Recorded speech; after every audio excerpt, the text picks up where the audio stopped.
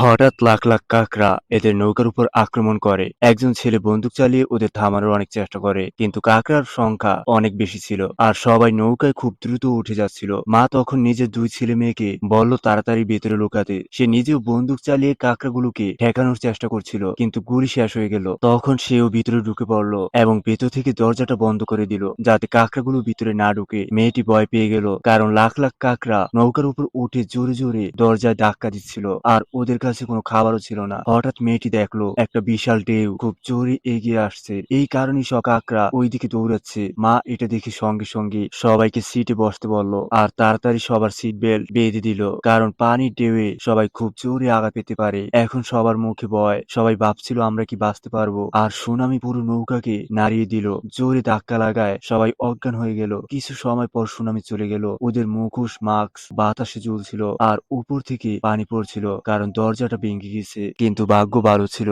তাই সবাই বেঁচে গেল।